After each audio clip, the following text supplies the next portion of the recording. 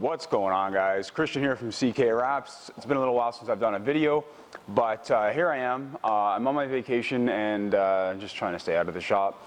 I do have a car to wrap next week, so part of my vacation. Anyways, don't forget to check the description below for any tools or training or anything that you're looking for. Everything will be listed in the description below. You can grab most of the products I use on Amazon, and then if you're looking for a discount on SignMaker tools, there is a promo code down there as well. Now, today what I want to talk to you about is how I got into this business. A lot of you have asked this question about how I got into this business and how I grew. I suppose for the most part is wondering, how you start a business. And I'm no professional in starting a business, believe me. Never in my life did I think that this was going to be a business. So kind of back to the beginning of things, about 7 years ago, I had heard that you could change the color of your car using a sticker, using a vinyl wrap. And Plastidip was sort of around at the time as well. And so I was looking at like those options, I guess. And Plastidip was hard to get in Canada. It wasn't easy. It came in aerosol cans, and I saw a lot of people using it on hoods, and I found the finish to not be good at all. So as far as using an aerosol can goes, it was a really poor finish. And it just didn't look good, so I decided to pass on that completely. Use it for some small things here and there, but nothing on a large scale like that with an aerosol can. So I worked in a restaurant waiting tables, and one of the girls that I worked with, Lindsay, her boyfriend at the time, now her husband, he worked in the vinyl wrap industry. And she was talking to me about it. I don't know how we got into the conversation, but she was talking to me about it. And how it's what he did for a living, and he works, he's busy, very busy, and working a lot. Did more commercial things as far as I knew, but then I saw also some videos of him actually doing color changes on cars. And I thought, hey, that's amazing. How do you do that? And even then, I think that he was still fairly new at doing the color change on vehicles, because commercial graphics and commercial wraps are much different than doing a color change on a vehicle, where we're trying to cover every last millimeter of paint on the car to make sure that we have complete coverage and it looks as much like a paint job as possible. Commercial graphics are much different in that area, where that's not the goal. The goal is to have the commercial graphic looking good on the exterior, and for the graphic itself to portray itself so that it does its job. Again, two different jobs, right? The sticker does two different jobs in two different fields, or two different parts of the industry. So that wasn't really for me. I wasn't really into it, but I was like, hey, you know what? I can change the color of my car. How hard could this be? So I had him get me a roll of 3M 1080, first roll I ever used, first vinyl I ever used, and we did it in matte metallic blue. So I changed the color of my car over the course of like 2 months while I had it stored away for the winter time at my dad's place in his garage. And it was cold, had a propane heater in there. It was really difficult. I tried heating the garage up for like 2-3 hours in the morning. We live in the Great White North, it's cold up here. And 2-3 hours in the morning, I let the garage warm up with the door open to the house, so the house heat, and he was totally fine with it, so hey, whatever. And I added a propane heater on top of that, and that helped bring it up to a temperature that was more suitable. Again, had no idea what I was doing, but hey, cleaned the car down and started wrapping the door. It was the first panel I did. Again, I had to take the mirror off, take the door handles off, and that kind of stuff. So I learned to do all that stuff as I was experimenting on my own car. Now, my buddy RJ, he came to help me a couple of times over the winter, and my current wife, Christina, she came to help too. And we got it done. And I couldn't wait until I could take it out in the spring. So I took it out in the spring, and I was still working at the restaurant. I drove it to the restaurant, and everyone's mouth hit the floor. And that's a good feeling, right? Because I did that. I created that effect to happen, which is a really good feeling. And no one believed that it wasn't paint. And even if they did, they were like, what kind of a paint job is that? You've never seen a matte finish like that, or a blue. There was some matte black kicking around and a couple of other matte colors, but nothing like more vibrant on the lines of blue. So it stood out a lot. I remember got a lot of looks, a lot of feedback, a lot of good positive feedback from everybody. And the car wasn't perfect, by no means at all. I didn't even know what seams were at the time, so I tried to one-piece everything. And the car that I had some very heavy recesses in the license plate area and fog light area. The mirrors were curved like eggs. So trying to do this and teach yourself this from the very beginning with no knowledge whatsoever about what you're doing, it's a difficult process. So if I had a YouTube video to watch, amazing, it would have been fantastic. So I thought that was a great feeling, and I felt good about what I did there. And so what happened was, so I had the car wrapped in blue, and I had it wrapped in blue for maybe like 3 months, and somebody keyed the door. Just so you know how people are. Somebody keyed the door, they didn't get the paint, and so I was like, I'll show them. Instead of just rewrapping the door, I'm going to change the whole color of the car again. So I took that off and wrapped it in satin black. That was probably one of my favorite wraps, the satin black, loved it, and changed it to satin black. And I felt better again after rewrapping my car again. It was 3M, because it was basically all I knew back then, and I didn't think that there was anything else. So yeah, I wrapped it in 3M satin black. Turned out even better this time, and there was no overstretching or discoloration in the film this time. It looks great. I took it to a lot of car shows and car meets, and so that's the thing. When you do a good job and you're happy with your work, you want to put that in front of people. I guess that's why the car community, car enthusiast community, you modify your cars to the way you want to show it off in front of people at car shows and car meets. Well, a lot of those parts you actually buy, but this one you buy and then you custom fit it to your car, which is really cool, right? So there's a bit of a different aspect to it in the end, and a lot more work, but the hard work will pay off if you keep practicing. So I got it out there, printed off some cheapy business cards, and started passing them out. I had no confidence at all in wrapping other people's cars.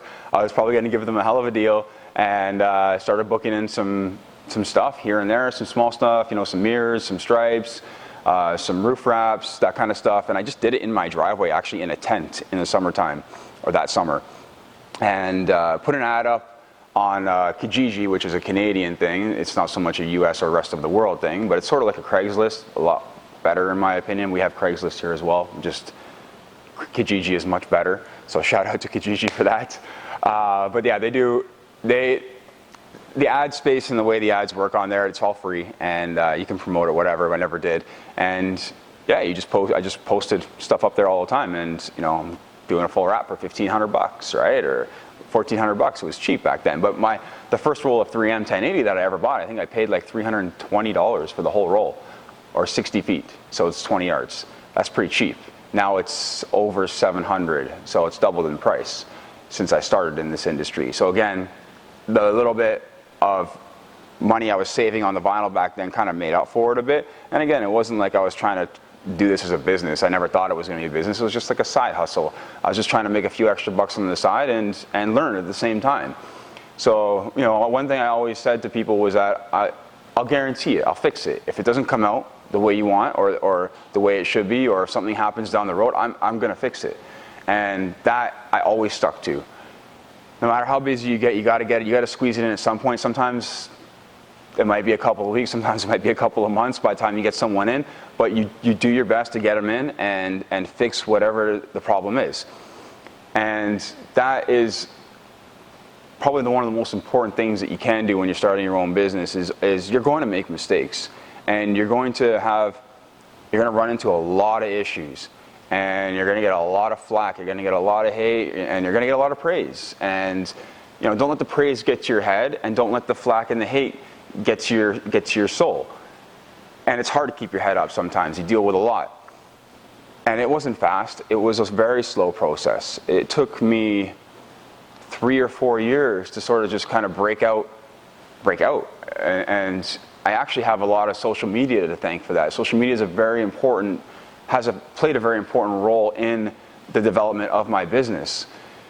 Instagram was where it was at first. First it was Facebook, and my Facebook page is like way down here compared to everything else that I have. But it was the first one that I had, and I used that, and booking a little bit of work from there. Then Instagram, I started booking in very consistently with Instagram, and because people DM you, and then people are booking in through that.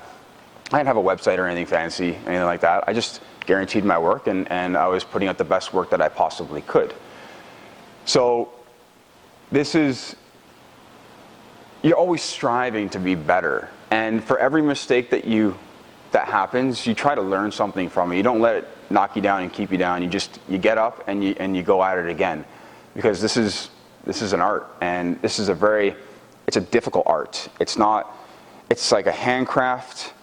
It's like doing a sculpture. Could I do an ice sculpture? Probably not. I wouldn't have any idea where to start. But hey, with practice makes perfect, and I'm sure in the end I could probably do a pretty fine job. Would I be the best? I don't know. Am I the best? I don't know. I don't think that I'm the best, but I do think that there's always room for all of us to learn. And that's the important part, always keeping an open mind. So what you want to do is you want to use social media. It's free. And in the end, like if you create a successful YouTube channel, which a lot of people are trying to do now, but hey, I'm not discouraging anyone from doing it. I actually thought the idea was terrible. It was referred to me by a friend, and I have them to thank for that. You know who you are if you're watching the video. And I thought it was a terrible idea. I'm like, well, I'm going to teach everyone my tricks, and then I'm not going to book in any work because everyone's going to start wrapping their own cars. Well, then you start to think outside the box. Okay, if I do teach people how to wrap cars online, is it as much as they could learn in person? Well, no, it's not as much as you're going to learn in person. It's not as much as you're going to learn by practice makes perfect. And it's not for everyone on top of that. And on top of that, YouTube is a worldwide thing. And someone from Germany is not going to fly their car over to Toronto for the most part. That hasn't happened yet. Maybe it will. But it hasn't happened, and the likeliness of that happening is pretty slim. So they're gonna wrap their own car. There's always going to be a market for do-it-yourselfers, and this is why I created the YouTube channel. There'll be people who think that they're do-it-yourselfers, and they think that this is going to be something that they can do, and they might go through half a car and be like, forget this, I'm just going to pay someone to do it. Again, there's a lesson learned there, right? You tried something, you took a chance, you learned something, and you learned it's not for you, and you move on to something else. It's not for everyone, that's for sure. It's hard work, it's high risk. There's a lot of chance for failure, and because not only can brands fail, but your work can fail. So there's always room for failure, and to think that everything is always going to be 100% perfect is the wrong way to go about it. But yeah, use your social media.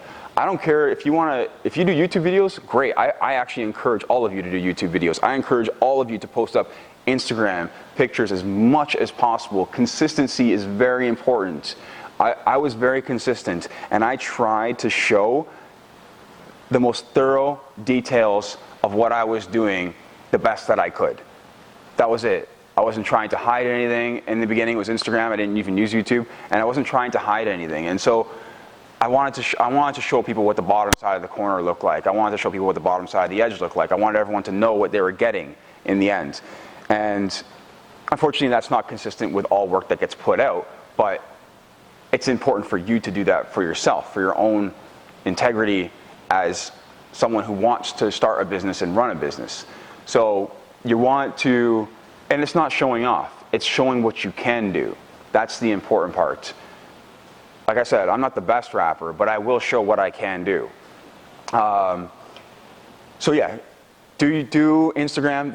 It's an amazing source to generate views and awareness of your business for free. It doesn't cost you anything. You can pay for promoted ads. I've never done it, but it's not necessary. YouTube, I don't even know if you can pay anything to boost your ad on YouTube. I have no idea. I never did it. Anyways, I just started putting out videos that people were interested in watching. And that's all it was. I never thought anything of it, and I just kept doing the videos. And I got a lot of flack from doing those videos to the point where people were threatening me. But I didn't let that stop me. And you shouldn't let what someone thinks of your rap at a car show stop you. You'll get better if you want to do it again. And don't let that stop you. Your rap could be a year or two old in your car. How do they know? It's going to show weathering no matter what. No one's going out there and critiquing the paint after 2 years, but they'll critique your rap in a heartbeat. And these people won't even know what they're actually even looking at or what they're talking about for the most part. So take it from where it's coming from. Don't let it get you down. It's important to stick to it. Like I said, consistency is key. Consistency in getting the raps in the door. So how do I get raps in the door? Okay. Well, through social media, I kept posting up the work that I was getting. And anytime I didn't have any work to do, I rewrapped my car. I just rewrapped my car. And I've rewrapped my car, this car that I have right now, like 9 times. And I'm a little bit too busy to rewrap it now all the time, but I try to squeeze it in once in a while when something new comes out. But I use that as a filler. Get your friends, get your family, get them all in on it. Get them to grab the vinyl or buy the vinyl, and they get a color change. And then if they're close enough to you, you can fix it up, and you can touch it up, and you can go over your mistakes and things like that. And your family, for the most part, and your close friends are not going to be too hard on you. They know that you want to learn, and there's not really any better way to learn. You don't want to be trying to learn. I mean, I'm always learning. I'm learning on customers' cars too. It's not like, so this Lamborghini is not the same as that Lamborghini. There's something to learn on this one, there's something to learn on this one, going from one to the other. There's always something to learn. So I do have things I always learn, but you don't want to learn the basics on people who are paying you for work. That's the important part too. Because, if you start charging a really low dollar and then you start damaging things, that's a problem in itself too. If you're not comfortable removing parts off a car, pay somebody to come in and do that. You'll find that the rates, if you get to know someone, are probably pretty reasonable, and it will save you the liability and the stress of having to do that. So it's worth it. And like I said, if you can't do it, if you don't want to learn it yourself, but again, if you're learning it yourself, do it on your own car. Every time you take on a wrap and a disassembly, you take on a liability, okay? There's an important part to remember there. And in any business, there's always a liability involved. What level is that risk? Well, that depends. Over here I have a Dodge Charger, over here I have an Aventador. The risk between the two isn't even comparable, but there's still risk there even with the Charger, and the Charger's pretty beat up, but they want their car back in at least the same condition that they gave it to me in, but better with the wrap on it, right? But not worse. When I take the wrap off, it can't be worse. That's the word. You cannot do that. So anything you break, you have to fix. And so you may have to account for that into your cost. You always try to be careful, like I said, but hey, you got to account for that into your cost. Sometimes it happens. Should the customer pay for it? No, but you have to be ready to spend that money that you've earned now on something like that. I've bent window trim. Some window trim cost me $400 on a BMW M4. I didn't even really bend it. It just kind of popped out a little bit. And then someone went in there, said at BMW, to try to fix it. And they literally looked like they hammered it down with a hammer, and there was dents all over it. I mean, it was so badly damaged. And he knew that. I didn't do that. He said that BMW did that. But you know what? Because it was popped out a little bit, and it was due to me tucking the vinyl under the wrap, I took on that responsibility of paying for it, because he said he took it to BMW, and if that hadn't been popped out a little bit, then he wouldn't have taken it to BMW. Should have just taken it to me to begin with. I would have fixed it. But if that hadn't been popped out, then he would have taken it there, and then they wouldn't have damaged it even further. So I took on the responsibility from the very beginning, and recognizing things like that is very important. Okay, you have to understand where it might start to be your fault, and then whatever kind of happens through the middle doesn't really matter, because you were the first person. Okay, so keep that in mind. As much as it does suck sometimes, it does happen. It doesn't happen so much anymore. Again, part of a learning curve. And that was just from tucking the vinyl under the trim. It just popped out. Like I said, it wasn't even like I couldn't push it back in, but somebody else went in there and damaged it. So these things are important, right? You utilize what you have around you. Okay, you don't need a lot. You really don't. I started wrapping in my driveway. After my first wrap, all my other wraps were in my driveway for about a year, and in a tent, a big tent, and halfway in the garage, actually, because I had a small garage. It was like a half a garage, and I had a tent over the other half, so back end of the car would stick out, and the front end of the car would be in the garage, or vice versa, and I would wrap like that. Not fun, not ideal, but I had a net around the tent, and so no insects and things like that would get under the wrap, and the wraps came out great. I remember I booked one of my first full wraps in was a matte white Mustang with stripes, and I charged him what I thought was a good deal. I think it was $1,500 or $1,600, and got some stripes and a matte white wrap, and that was it. And it turned out good. I actually had to re-wrap the bumper again because it was so hard, and I didn't know about inlays back then. So Mustang bumpers are not easy, and I did it in one piece. So you can imagine, right? Matte white is not the best color to seam as well, but hey, it turned out good. He was happy with it, and then I moved on. I did a Supra, and what else did I do? I did my friend's wife's car. I did my car. I did a whole bunch of cars, and just the Supra took on the fact that I wasn't even charging, I didn't even charge them really anything. I think $200, $300 extra dollars. They knew that I was learning. So it was all to build a portfolio. The greater good is you keep bringing in work, and every single car that hits the road is a business card. That is your business card. So you want it to look good. And you start to realize that, okay, like if I do a really bad job, or if I do a bad job, or I don't do my best job, we're gonna have issues. Because every car that goes out there that I'm not doing a good job on is going to leave a bad impression. And like I said, some people won't understand the small things, because there's usually always small things on a wrap. But when things look more major, which are things that I've pointed out in some of the videos that I've done in the past, those are major issues, okay? A little bit of lifting maybe around a mirror or a door handle, okay, that's minor. A little bit on a bumper, okay, that's minor. Like some things can be really just touched up, but when you have like extreme pullback and things like that, those are, and then seams in places and just like patches here and there that don't even make any sense, that's not the way to go about doing it. So don't do patchwork. That's not the way you want to go do it. You want to rewrap the panel if it looks like it's bad enough where you can't just touch it up a way that makes sense and is cosmetically still enhances the appearance of the vehicle, then don't patch it or don't try to fix it like that. Rewrap that panel. That's how you go about doing that. I hope some of this information is insightful to you guys and helps you guys move forward with this. Again, your social media, get on YouTube, start doing time-lapse videos. People love watching time-lapse videos. Wrap weird things. You know what actually brought me out? I was never afraid to use something different. You know, a lot of people gave Vivid flack, and in the beginning, I could say that their product, I wasn't very fond of it in the very beginning, but this we're talking like 6 years ago. 3 or 4 years ago, when I kind of came back to it and started using it a little bit more often, I felt like their product had changed a bit. And then they came out with holographic chrome, and then I got the holographic black chrome for my car. And you know, I had kind of the in. You know, I kept my relationship. I'm not trying to burn any bridges. I was trying to let them know kind of what colors we were looking for and stuff like that, and they were listening, which is cool. So someone was listening to me, and I was just wrapping cars out of my garage.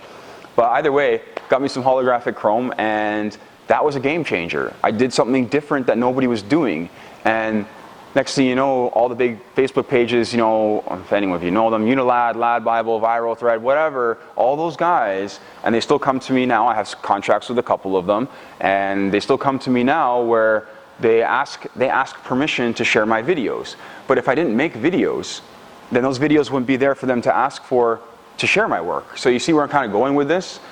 Put it out there for people to see. Put it out there. You want people to see it. It's an aesthetic. So you want people to see it. And when you have something that's bright and vibrant, it's not going to blend in. Not everything's bright and vibrant. There's a satin black Mustang over here. But you want people to see it either way. Even when it's a satin black Mustang, you worked hard on it and you want people to see it. So if those videos aren't there and that content isn't out there, nobody's going to be able to share it. And the sharing is what spreads your name, your business, your name, what you're doing, what a vinyl wrap even is, because a lot of people still don't even know what a vinyl wrap is. There's an ever-growing market here. There's a massive market, in my opinion, that hasn't even really been touched yet.